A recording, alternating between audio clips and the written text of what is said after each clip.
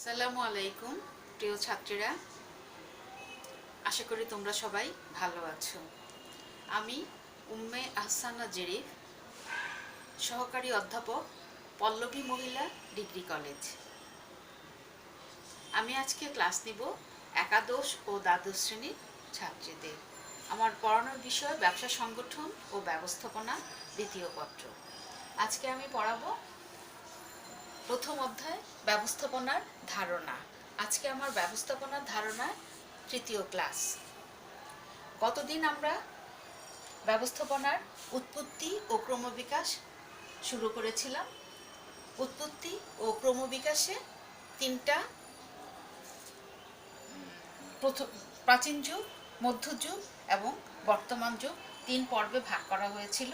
আমরা প্রথম প্রাচীন যুগ সম্পর্কে আলোচনা করেছিলাম। আজকে আমরা বাকি অংশ আলোচনা করব। তারপরে ব্যবস্থাপনার উপকরণ আলোচনা করব এবং ব্যবস্থাপনার গুরুত্ব আলোচনা করব।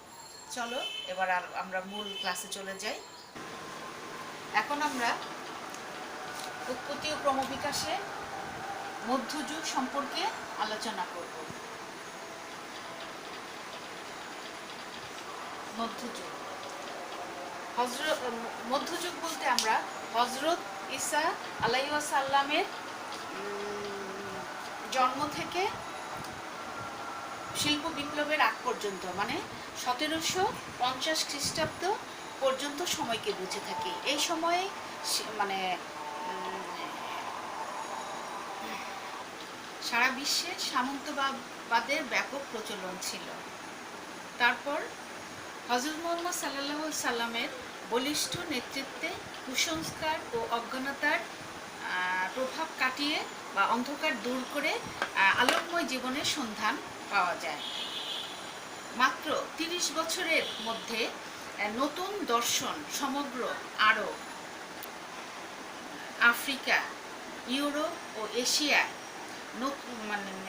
এশিয়ায় নতুন দর্শনের ব্যাপক প্রভাব বা বিস্তার ঘটে। আচ্ছা, খোলাফায়ে রাশিদিনের সময়ের শাসন ব্যবস্থাতেও জনকল্যাণমূলক রাষ্ট্র প্রতিষ্ঠায় গুরুত্বপূর্ণ ভূমিকা দেখা যায়। আচ্ছা, এছাড়া বিভিন্ন লেখক তাদের লেখনীতে ব্যবস্থাপনা সংক্রান্ত বিভিন্ন বিষয় উল্লেখ করেছে। এখন এর মধ্যে আমরা কয়েকজন লেখকের জীবনী আলোচনা করব। প্রথমে আসছে আল ফারাবি।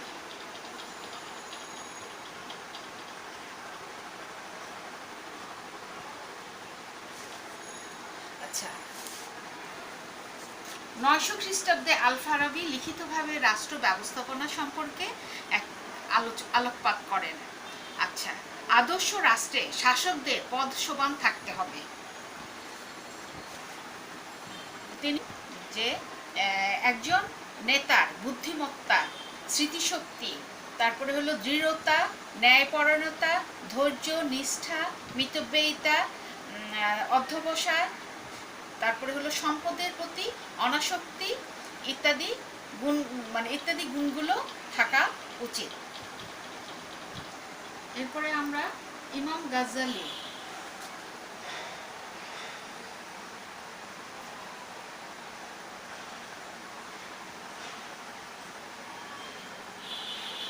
অবদান সম্পর্কে জানব। 1100 খ্রিস্টাব্দে ইমাম গাজ্জালি রহমতুল্লাহ আনহু রাষ্ট্র ব্যবস্থাপনা সংক্রান্ত ওসিহাত আল মুলক নামক গ্রন্থ রচনা করেন। তিনি শাসক শ্রেণীর ন্যায় বিচার, বুদ্ধিমত্তা, ধৈর্য ও সংযম এই 4টি গুণ কথা বিশেষভাবে উল্লেখ করেন যে তাদের এই গুণগুলো থাকা অপরিহার্য। এছাড়া তিনি হিংসা, ঔদ্ধত্য ও সংকীর্ণতা, শত্রুতা ইত্যাদি আচরণগুলো পরিহার করার কথা বলেন। তিনি বলেন, তার মতে রাজার আচরণ এমন হবে যাতে তার মৃত্যুর পর তার প্রজারা তার প্রতি তার কথা স্মরণ করে। তারপর অবদান রেখেছেন লুকা প্যাসিওলি।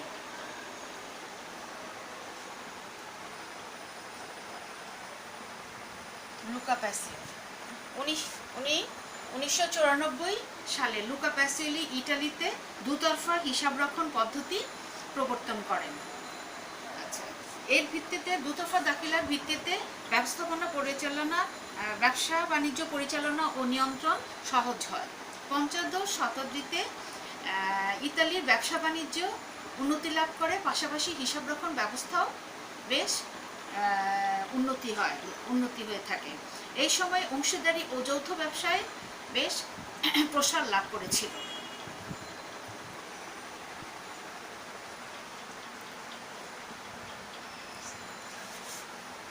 স্যার থমাস মোর ছিলেন একজন আইন বিশেষজ্ঞ। তিনি লন্ডনে চ্যান্সেলর পদে দায়িত্ব পালন করেছিলেন। 1500 খ্রিস্টাব্দে তিনি বিখ্যাত ইউটোপিয়া নামক গ্রন্থ রচনা করেছিলেন। আচ্ছা, তিনি সেখানে শ্রম বিশেষায়ন ও মানব শক্তির সর্বোচ্চ ব্যবহারের কথা নির্দেশ দেন। তিনি মনে করেন যে ব্যবস্থাপনার মাধ্যমে অপচয় রোধ এবং অধিক উৎপাদন বাড়ানো সম্ভব। এখন আমরা মনীষী নিকোলা ম্যাকিয়াভেলি সম্পর্কে আলোচনা। নিকোলা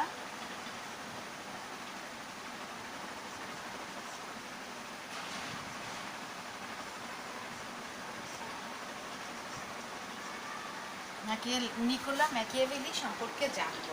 1969 খ্রিস্টাব্দে নিকোলা ম্যাকিয়াভেলি ইতালির ফ্লোরেন্স শহরে জন্মগ্রহণ করেন। আচ্ছা, মাত্র 29 বছর বয়সে তিনি রাষ্ট্রীয় কর্মকর্তা হিসেবে অধিষ্ঠিত হয়ে থাকেন। এছাড়াও তিনি বিভিন্ন নগর, রাষ্ট্র এবং দেশের বিভিন্ন গুরুত্বপূর্ণ পদে দায়িত্ব পালন করেন। ব্যবস্থাপনা সংক্রান্ত তিনি দুটি গ্রন্থ রচনা করেন, একটি হলো দ্য প্রিন্স, আরেকটা হলো দ্য ডিসকোর্সেস। তিনি এই গ্রন্থে ব্যবস্থাপনার ধরন কেমন হবে বা একজন রাজপুরুষ বা একজন ব্যবস্থাপক কীভাবে তার ব্যবস্থাপনা কার্যে অধিক সফলতা অর্জন করবেন সেই বিষয়ে লিখেছেন, পরামর্শ দিয়েছেন। তিনি 4টি বিষয়ের উপর অধিক গুরুত্ব আরোপ করেছেন, সেটা হলো জনসম্মতি, সুসম্পর্ক স্থাপন, যোগ্য নেতৃত্ব প্রদান, আর একটা হলো কাজ থাকার ইচ্ছা। এখন আমরা বর্তমান যুগ সম্পর্কে আলোচনা করব। বর্তমান যুগকে আবার 3টা ভাগে ভাগ করা হয়েছে। প্রথমটা হলো শিল্প বিপ্লবের যুগ,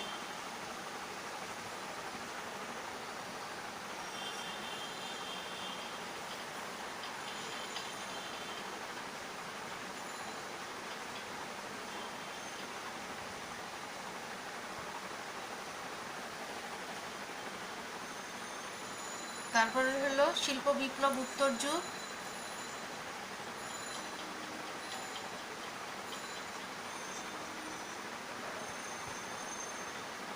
আর একটা হলো সমসাময়িক যুগ বা আধুনিক যুগ।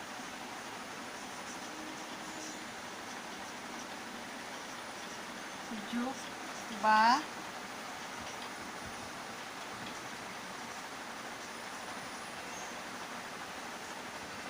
আধুনিক যুগ। আচ্ছা, শিল্প বিপ্লব যুগ হলো 1750 সাল থেকে 1850 সাল পর্যন্ত ইউরোপ ও আমেরিকায় কলকারখানার উৎপাদন ক্ষেত্রে বৈপ্লবিক উন্নয়ন হয়। এই জন্য এই সময়কে শিল্প বিপ্লবের যুগ বলা হয়ে থাকে। আচ্ছা, শিল্প বিপ্লব প্রথম শুরু হয় ব্রিটেন বা ইংল্যান্ডে। এ সময় পশু নির্ভর ও কায়িক পরিশ্রমের পরিবর্তে সেই ক্ষেত্রে যোগাযোগ ও উৎপাদন ক্ষেত্রে যন্ত্রপাতির প্রচলন শুরু হয়। পারিবারিক উৎপাদন ব্যবস্থাগুলো বৃহৎ শিল্পে রূপ লাভ করে। আচ্ছা, এই সময় কি হয় যে ব্যবস্থাপনার ক্ষেত্রে ব্যবস্থাপনা শাস্ত্রেরও যথেষ্ট উন্নতি লাভ করে ব্যবসা বাণিজ্যের ক্ষেত্রে। আচ্ছা, এই সময় যারা অবদান রাখেন তার মধ্যে তারা হলেন প্রথম জেমস স্টিওয়ার্ট,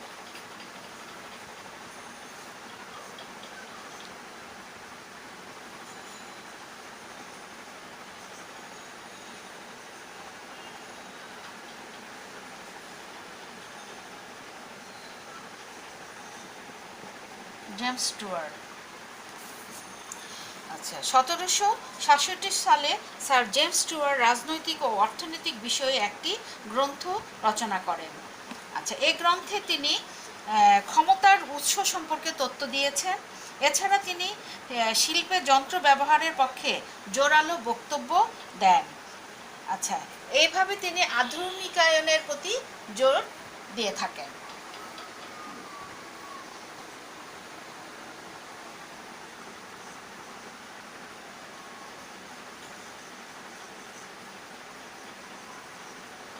অ্যাডাম স্মিথ। আচ্ছা, স্কটল্যান্ডের অধিবাসী ও অর্থনীতির জনক অ্যাডাম স্মিথ 1776 সালে দ্য ওয়েলথ অফ নেশনস নামক গ্রন্থ রচনা করেন। এই গ্রন্থে তিনি উৎপাদন বাড়ানোর ক্ষেত্রে শ্রম বিভাজনের উপর গুরুত্ব আরোপ করেন। তিনি শ্রম বিভাজনের ক্ষেত্রে তিনটি মৌলিক সুবিধার ক্ষেত্র উল্লেখ করেন। একটা হলো শ্রম বিভাজন শ্রমিকদের দক্ষতা বাড়ায়, এটি শ্রমিকদের সময় বাঁচায়, এবং যন্ত্রপাতি উদ্ভাবনে এটি শ্রমিকদের সৃজনশীল প্রতিভার বিকাশ সাধন করে। তাই অর্থনীতির জনক হয়েও তিনি ব্যবস্থাপনার ক্ষেত্রে স্মরণীয় হয়ে আছেন। আচ্ছা, 3 নম্বর হলো ম্যাথিউ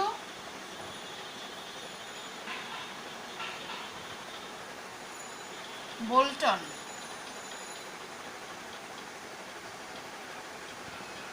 এবং জেমস ওয়ার্ড।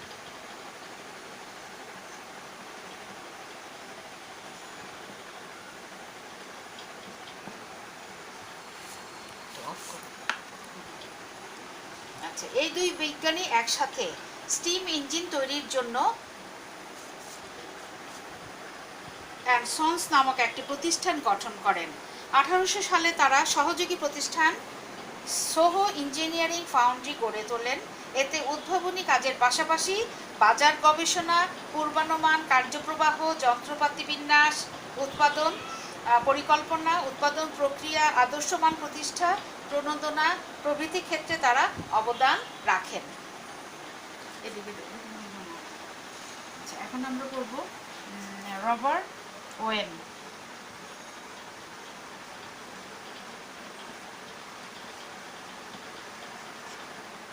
Robert when. আচ্ছা, 1800 সাল থেকে 1828 সাল পর্যন্ত ইংল্যান্ডের বিভিন্ন বস্ত্র শিল্পে তিনি ব্যবস্থাপকের দায়িত্ব পালন করেন এবং বিভিন্ন দায়িত্ব পালনের সাথে সাথে বিভিন্ন বিষয়ে গবেষণা কার্য পরিচালনা করেন। আচ্ছা, তিনি শিল্প বিপ্লব যুগে চাকরির মেয়াদ বাড়ানোর চেষ্টা করেন, শ্রমিকদের কার্যঘণ্টা কমানোর জন্য চেষ্টা করেন, খাবার দাবারের যাতে ব্যবস্থা করা হয় সেদিকে খেয়াল করেন, কর্মীদের বাসস্থান এবং রাস্তাঘাট নির্মাণের জন্য বিভিন্ন ধরনের উদ্যোগ গ্রহণ করেন এবং চেষ্টা চালিয়ে যান। আচ্ছা, এই সমস্ত গৌরবোজ্জ্বল ভূমিকার জন্য তাকে আধুনিক কর্মী ব্যবস্থাপনার জনক বলা হয়ে থাকে। আচ্ছা, তার বিখ্যাত গ্রন্থ হলো a new view of society, 1813 সালে তিনি প্রকাশিত করেন। এখন আমরা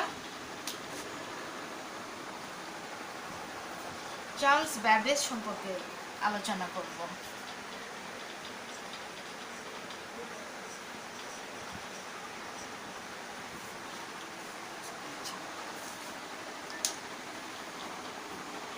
চার্লস ব্যাবেজ ছিলেন ব্রিটিশ গণিত শাস্ত্রবিদ। গণিত শাস্ত্রের জ্ঞানকে তিনি ব্যবস্থাপনার ক্ষেত্রে প্রয়োগ করার চেষ্টা চালিয়ে যান। শ্রমিকদের জন্য তিনি মুনাফা বন্টনের প্রথা চেষ্টা করেন। উৎপাদন কৌশল এবং প্রণোদনামূলক মজুরির জন্য বিভিন্ন ধরনের উপর তার অবদান অনেক ছিল। তিনি সর্বপ্রথম ডিফারেন্স ইঞ্জিন নামে স্বয়ংক্রিয় একটি ক্যালকুলেটরের নকশা প্রণয়ন করেন। এই কারণেই তাকে আধুনিক গণনা শাস্ত্রের জনক বলা হয়। এছাড়াও তিনি 1833 সালে সর্বপ্রথম অ্যানালিটিক্যাল ইঞ্জিন নামে একটি যন্ত্রের যান্ত্রিক পরিকল্পনা ও নকশা তৈরি করেন। এই জন্য তাকে কম্পিউটারেরও জনক বলা হয়ে থাকে। এখন আমরা শিল্প বিপ্লব উত্তর যুগ বা শিল্প বিপ্লবের পরবর্তী যুগ আলোচনা করব। 1851 সাল থেকে 1950 সাল পর্যন্ত যুগকে এই শিল্প বিপ্লব উত্তর যুগ ধরা হয়ে থাকে। আচ্ছা, শিল্প বিপ্লবের ফলে শিল্প পণ্যের ব্যাপক চাহিদা বেড়ে যায়। এই বেড়ে যাওয়ার জন্য দক্ষ শ্রমিকের অভাব দেখা দেয়। তখন এই ঘাটতি মোকাবেলার জন্য উৎপাদন ব্যবস্থায় গতানুগতিক পদ্ধতির পরিবর্তে বিজ্ঞানভিত্তিক পদ্ধতির প্রয়োগ শুরু হয়।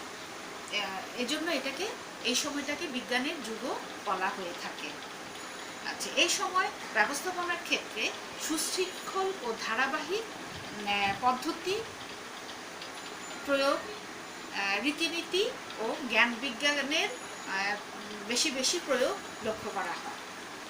এই শিল্প বিপ্লব উত্তর যুগে যারা বিশেষ অবদান রেখেছেন সেই সমস্ত মনীষীদের আলোচনা করব। ফ্রেডরিক উইসলো।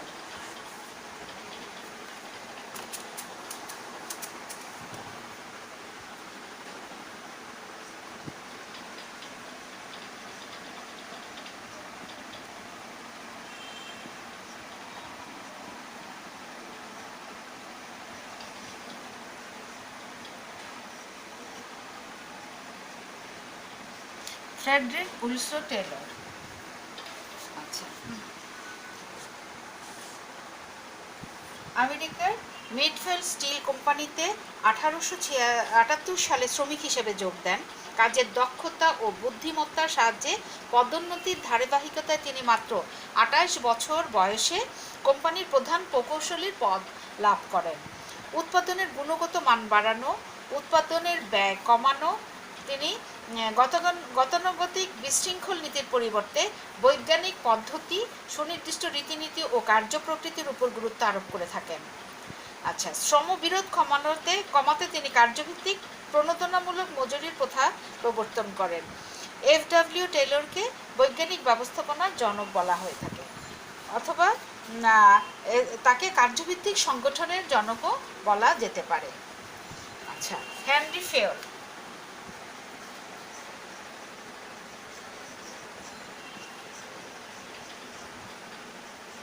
হেনরি ফেয়ল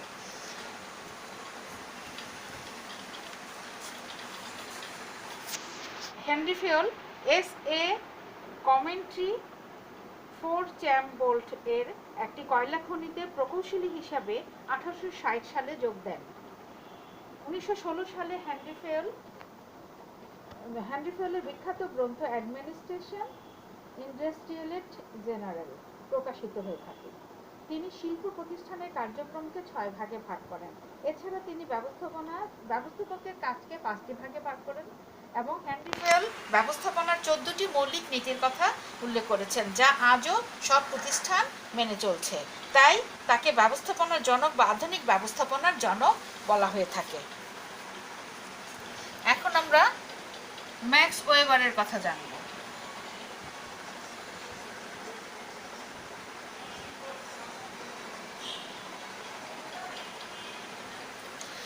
জার্মানির দার্শনিক, সমাজবিজ্ঞানী ও রাষ্ট্রবিজ্ঞানী ম্যাক্স ওয়েবারকে আমলাতন্ত্রের জনক বলা হয়ে থাকে। আমলাতন্ত্রের ইংরেজি শব্দ হলো ব্যুরোক্রেসি। এটি আমাদের দেশে লাল ফিতার দৌরত্ব নামেও পরিচিত। জটিল সাংগঠনিক স্তর ও স্থায়ী কর্মকর্তা দিয়ে পরিচালিত শাসন ব্যবস্থাকে আমলাতন্ত্র বলা হয়ে থাকে। এর মাধ্যমে সিদ্ধান্ত নিতে প্রশাসনিক দীর্ঘসূত্রতার সৃষ্টি হয়। তিনি আমলাতন্ত্রের 5টি বৈশিষ্ট্যের কথা উল্লেখ করেছেন: স্থায়িত্ব, নিরপেক্ষতা, দায়িত্বশীলতা, নিয়মানুবর্তিতা ও স্তরবিন্যাস। তৃতীয় বিশ্বের দেশগুলোতে সুশাসন বাস্তবায়নে এটি একটি অন্যতম সমস্যা হিসেবে বিবেচিত হয়ে থাকে। আচ্ছা, এখন আমরা আলোচনা করব অ্যালটন মেয়র কথা।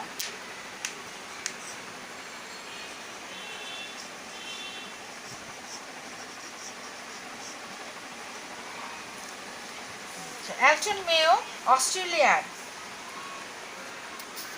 অ্যাডিলেইডে এক মধ্যবিত্ত পরিবারে জন্মগ্রহণ করেন। তিনি প্রথমে স্কটল্যান্ডের এডিনবার্গে চিকিৎসা শাস্ত্রে এবং পরে অস্ট্রেলিয়ার মনস্তত্ত্ব বিষয়ে অধ্যয়ন করেন।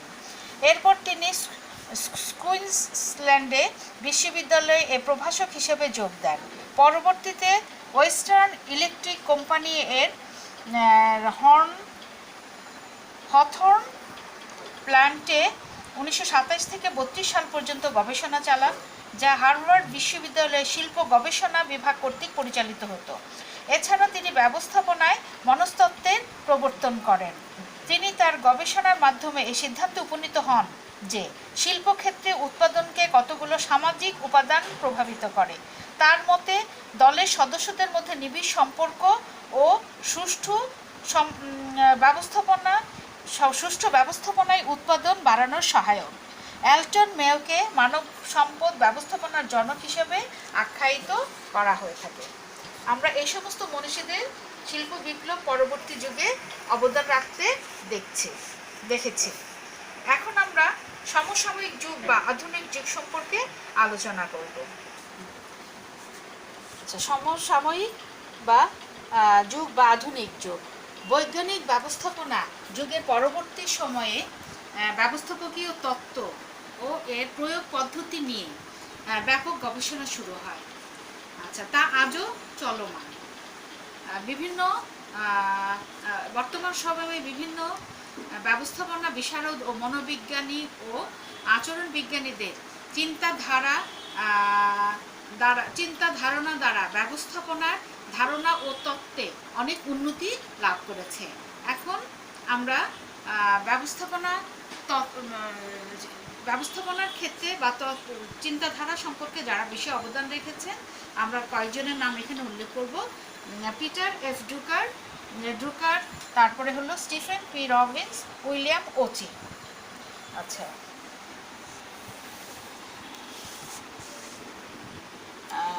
পিটার এফ ড্রুকার অস্ট্রেলিয়ায় জন্মগ্রহণকারী আমেরিকান ব্যবস্থাপনা বিশারদ, পরামর্শ, শিক্ষাবিদ এবং লেখক ছিলেন।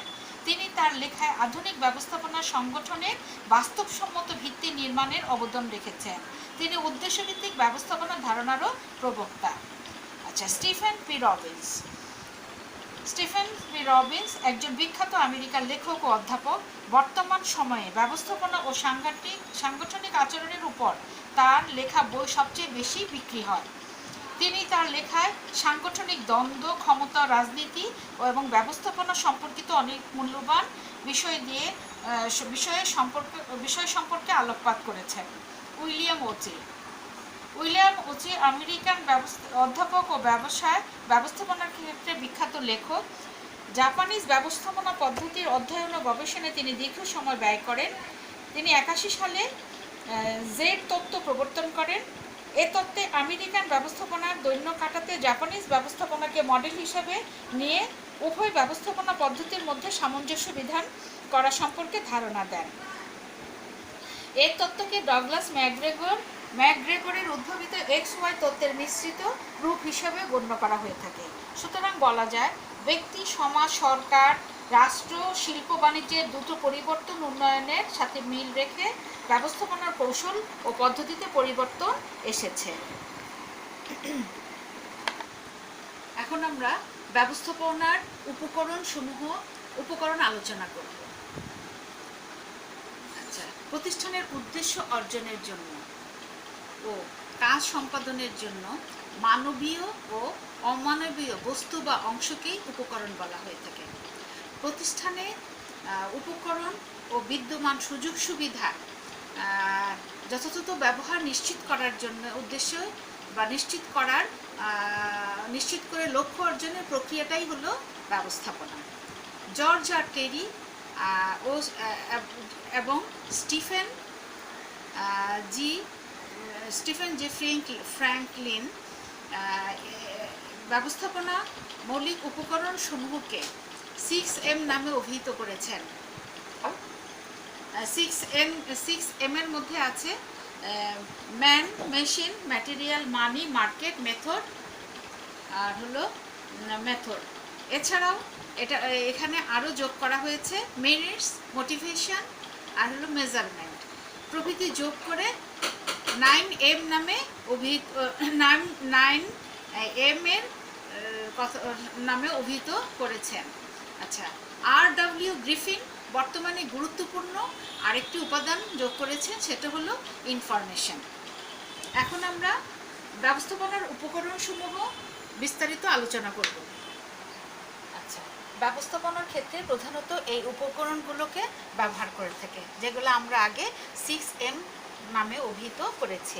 প্রথমটা হলো ম্যান, মানুষ, যন্ত্রপাতি, মেশিন, মালামাল, ম্যাটেরিয়ালস, অর্থ, মানি, বাজার, মার্কেট, পদ্ধতি, মেথড, তথ্য, ইনফরমেশন। এখন মানুষ। আচ্ছা, ব্যবস্থাপনার যত উৎপাদনের ক্ষেত্রে যতগুলো উপকরণ আছে তার মধ্যে মানুষ হলো সবচাইতে গুরুত্বপূর্ণ একটি উপকরণ বা উপাদান। ব্যবস্থাপনার সবচেয়ে গুরুত্বপূর্ণ কাজ হচ্ছে প্রতিষ্ঠানের লক্ষ্য অর্জনের জন্য মানব সম্পদের সঠিক ব্যবহার নিশ্চিত করা। মানব সম্পদের কার্যকর ব্যবহার নিশ্চিত করা গেলে অন্যান্য বস্তুগত উপকরণের কার্যকর ব্যবহার নিশ্চিত করা যাবে। তাই কর্মী বা মানব সম্পদকে প্রতিষ্ঠানের চালিকা শক্তি নামে অভিহিত করা যায়। যন্ত্রপাতি, মেশিন। একটি প্রতিষ্ঠানে পণ্যদ্রব্য উৎপাদন বা সেবাকর্ম উৎপাদন করতে গেলে যে মৌলিক হাতিয়ার ব্যবহার করা হয় সেটাকে আমরা কি বলি? মেশিন বা যন্ত্রপাতি বলে থাকি। আচ্ছা, যন্ত্রপাতি ছাড়া উৎপাদন করা সম্ভব না। বৃহৎ আকারের যে উৎপাদন হয় সেখানে তো যন্ত্রপাতি ছাড়া কোনোভাবেই সম্ভব না। বিশেষজ্ঞদের মতে বা মনীষীদের মতে আজকাল কর্মীদের কায়িক পরিশ্রম কমিয়ে দিতে হবে এবং সেই ক্ষেত্রে মেশিনের বা বিজ্ঞান পদ্ধতিতে উৎপাদন কার্য পরিচালনা করতে হবে। এতে প্রতিষ্ঠানের উৎপাদনশীলতা বৃদ্ধি পাবে এবং কাজের গতিশীলতাও বাড়বে এবং প্রতিষ্ঠানের লক্ষ্য অর্জনে সহজ হবে। মালামাল। যে কোনো প্রতিষ্ঠান পরিচালনা করতে গেলে মালামাল বা ম্যাটেরিয়ালসের প্রয়োজন। উৎপাদন বা বিক্রির কাজে ব্যবহৃত অপরিহার্য কাঁচামাল বা প্রস্তুত পণ্যকে আমরা মালামাল বুঝে থাকি। কাঁচামাল দিয়ে পণ্য উৎপাদন করে আবার সেই পণ্যটা কি করতে হয়? বিক্রয় করা হয়। উপযুক্ত মানের মালামাল পাওয়া গেলে উপযুক্ত বা ভালো পণ্য তৈরি করা সম্ভব এবং সেটা সহজে বিক্রয় করা যায়। আচ্ছা, তারপরে আসছে অর্থ ব্যবস্থাপনার সবচাইতে গুরুত্বপূর্ণ উপাদান। আচ্ছা, অর্থ হলো মূলধন, সম্পত্তি এবং বিত্ত, এগুলোকে আমরা অর্থ বলে থাকি। আচ্ছা, প্রতিষ্ঠান পরিচালনার জন্য অর্থের প্রয়োজন। অর্থ ছাড়া কখনোই কোনো প্রতিষ্ঠান এক মুহূর্ত পরিচালনা করা যায় না। আচ্ছা, অর্থ ছাড়া সব কাজ অচল হয়ে যায়। আচ্ছা, অর্থকে শিল্পের চালিকা শক্তি বা জীবনী শক্তিও বলা যেতে পারে। তাই প্রয়োজনীয় অর্থ সংগ্রহ এবং ওটা যথাযথ কাজে প্রয়োগ করা উচিত। বাজার বলতে আমরা কি বুঝি? যেখানে পণ্যদ্রব্য ক্রয় বিক্রয় করা হয় সেই নির্দিষ্ট স্থানকেই বাজার বলা হয়ে থাকে। আচ্ছা, কাঁচামাল সংগ্রহ করে পণ্য তৈরি করা হয়, আবার সেই তৈরি পণ্য আবার বাজারে বিক্রয় করা হয়ে থাকে। আচ্ছা, সেজন্য বিক্রয়ের জন্য বাজারে পণ্য উৎপাদিত বিক্রয়ের জন্যই বাজারে পণ্যগুলো নিয়ে যাওয়া হয় এবং ক্রেতা এবং উৎপাদিত পণ্য ক্রেতা এবং ব্যবহারকারীদের কাছে তুলে ধরার জন্যই বাজারের উৎপত্তি বা সৃষ্টি। তাহলে আমরা কি করব?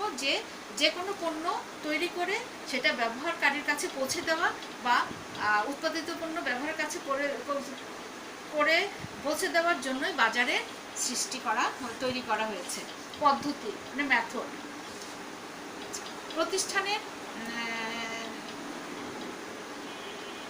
প্রতিষ্ঠানের কার্য সম্পাদনে ব্যবহৃত নির্দিষ্ট কাঠামো হচ্ছে পদ্ধতি। আচ্ছা, কার্যক্রম একাধিক পদ্ধতি থেকে প্রতিষ্ঠান তার কার্যক্রম পরিচালনার জন্য একাধিক পদ্ধতি থেকে সর্বোত্তম পদ্ধতিটাকে বেছে নেবে এবং সেই অনুযায়ী কার্যক্রম পরিচালনা করবে। আচ্ছা, এছাড়া পরিবর্তনশীল পরিস্থিতিতে মোকাবেলা করার জন্য সবসময় নতুন পদ্ধতির উদ্ভাবন করতে হবে, প্রয়োগ করতে হবে এবং উন্নয়ন করতে হবে, তাহলেই সেই প্রতিষ্ঠানটা প্রতিযোগিতায় টিকে থাকতে পারবে। তথ্য ব্যবস্থাপনার জন্য সবচাইতে গুরুত্বপূর্ণ উপকরণ হলো তথ্য। তথ্য ছাড়া কোনো প্রতিষ্ঠান সঠিকভাবে পরিচালিত হতে পারে না। ব্যবস্থাপকীয় দক্ষতা সম্পূর্ণভাবে তথ্যের উপর নির্ভর করে। আজকাল সমস্ত প্রতিষ্ঠানের ব্যবস্থাপনা তথ্য নির্ভর হয়ে উঠেছে।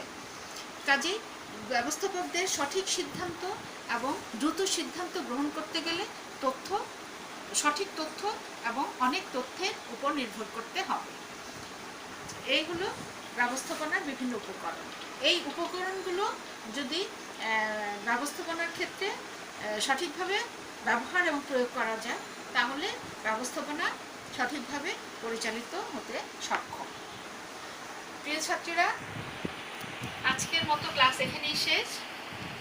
আমরা আজকে পড়ালাম ব্যবস্থাপনার উৎপত্তি ও ক্রমবিকাশ এবং ব্যবস্থাপনার বিভিন্ন উপকরণ। আশা করি তোমরা বাসায় আজকে এটা পড়বে। আমরা নেক্সট ক্লাসে আবার বাকি অংশ পড়ব। এই পর্যন্ত তোমরা সবাই ভালো থাকো। সবাইকে অনেক অনেক শুভেচ্ছা।